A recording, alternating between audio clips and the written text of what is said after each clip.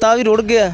ਠੀਕ ਹੈ, ਤੁਸੀਂ ਵੀ ਲੰਘ ਕੇ ਆਏ ਜੇ, ਤੈਨੂੰ ਬੜਾ ਮੁਸ਼ਕਲ ਲਿਆਂਦਾ। ਬਿਲਕੁਲ ਠੀਕ ਹੈ, ਤੇ ਇਹ ਪਾਣੀ ਦਾ ਤੁਸੀਂ ਹਾਲਾਤ ਸਾਰਾ ਵੇਖ ਲਿਆ। ਠੀਕ ਹੈ, ਬਰਾਏ ਮਿਹਰਬਾਨੀ ਜੇ ਸਾਡਾ ਹੱਲ ਨਾ ਹੋਇਆ ਤਾਂ ਅਸੀਂ ਕਮਾਲ ਚਿਸ਼ਤੀ ਫਿਰੋਜ਼ਪੁਰ ਰੋਡ ਬਲੌਕ ਕਰਨਾ ਹੀ ਕਰਨਾ। ਠੀਕ ਹੈ, ਫੇਰ ਜੋ ਸਾਡੀ ਸੁਣਨੀ ਹੈ ਤੇ ਸਾਡੀ ਮਿੰਨਤ ਅਰਜ਼ ਰਿਕੁਐਸਟ ਹੈ ਕਿ ਪਹਿਲਾਂ ਹੀ ਸਾਡੀ ਸੁਣ ਲਓ।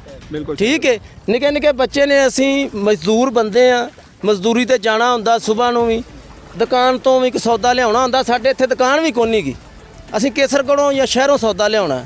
ਠੀਕ ਹੈ, ਤੇ ਬਰਾਏ ਮਿਹਰਬਾਨੀ ਸਾਡੇ ਰਸਤੇ ਦਾ ਵੀ ਕੁਛ ਕੀਤਾ ਜਾਵੇ ਤੇ ਆ ਪਾਣੀ ਦੇ ਨਿਕਾਸ ਦਾ ਵੀ ਕੀਤਾ ਜਾਵੇ। ਇੰਜਨ ਲਾਏ ਨੇ, ਇੰਜਨਾਂ ਨਾਲ ਪਾਣੀ ਨਿਕਲਿਆ ਨਹੀਂ, 4 ਦਿਨ ਇੰਜਨ ਚਲਾਏ ਨੇ, ਅਗਲਿਆਂ ਬੰਦ ਕਰਾਤੇ ਨੇ। ਤੇ ਮਿਹਰਬਾਨੀ ਸਾਡੇ ਨਾਲ ਕੋਈ ਨਿਕਾਸ ਪੱਕਾ ਕੀਤਾ ਜਾਵੇ, प्रॉपर यानी कि निकासी का मसला निकासी का साडा ਜਿਹੜਾ ਪ੍ਰੋਪਰ ਮਸਲਾ ਨਾ ਹੱਲ ਕੀਤਾ ਜਾਏ ਬਰਾਏ ਮਿਹਰਬਾਨੀ। जी आप साहब क्या कहना चाहेंगे?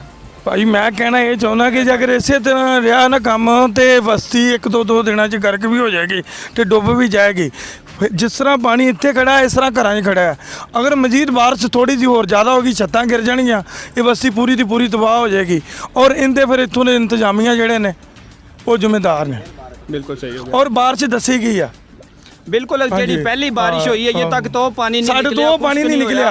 लेकिन महकमा मौसमियात ने फिर कह दिया कि 6 दिन बारिशां ने। ਹਾਂਜੀ ਜੇ ਇਸੇ ਤਰ੍ਹਾਂ ਰਿਹਾ 2 ਤੋਂ 3 ਦਿਨ 'ਚ ਸਾਡਾ ਇਹ ਨੁਕਸਾਨ ਹੋਏਗਾ, ਜਿੰਦੇ ਜਾਨੀ ਮਾਲੀ ਔਰ ਜਾਨਵਰਾਂ ਦੇ ਨੁਕਸਾਨ ਦੇ ਜ਼ਿੰਮੇਦਾਰ ਹੋਣਗੇ। जी बिल्कुल। ਤੁਸੀਂ ਡੀਸੀ ਸਾਹਿਬ ਅੱਗੇ ਕੀ ਅਪੀਲ ਕਰੋਗੇ? ਅਸੀਂ ਤਾਂ ਉਹਨਾਂ ਅੱਗੇ ਗੁਜ਼ਾਰਿਸ਼ ਇਹ ਕਰਾਂਗੇ, ਮਿਹਰਬਾਨੀ ਕਰੋ ਸਾਡੇ ਤੇ ਰਹਿਮ ਕਰਨਾ। जी बिल्कुल। ਹਾਂਜੀ जी आपने देखा ये गरीब लोग हैं, यहाँ के बसने वाले हैं, तो ये आप पानी को देख सकते हैं। पानी ऐसे महसूस हो रहा है जैसे ये दरियाए सतलुज का बंद टूटा हुआ है। तो ये तमाम लोग जो हैं ये पानी में डूबे हुए हैं। ये छोटे छोटे बच्चे हैं, मेरा अगर कैमरामैन आपको दिखा सके तो ये छोटे छोटे बच्चे भी पानी में मौजूद हैं, जो यानी कि जिल्द की बीमारियाँ हैं वो इनको लगी हुई हैं। मैंने काफ़ी बच्चों को चेक भी किया, देखा है, तो इनकी जिल्द ख़राब हो चुकी है गंदे पानी में चलने की वजह से।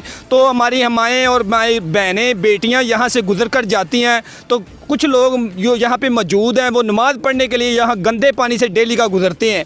तो अल्लाह हकाम से बल्कि वज़ीर आला पंजाब से मैं अपील करूँगा कि फ़ौरी तौर पे नोटिस लिया जाए और यहाँ पे मुकम्मल पानी की निकासी का कोई बंदोबस्त किया जाए। जो यहाँ के साहिब सियत लोग हैं उनका कहना है कि अगर ये बस्ती का हर साल जब भी बारिशें होती हैं, बरसात का मौसम आता है, तो यहाँ पर हर साल पानी खड़ा हो जाता है, मगर इनका कोई पुरसे हाल नहीं। जब भी बारिश होती है तो ये पानी में डूब जाते हैं।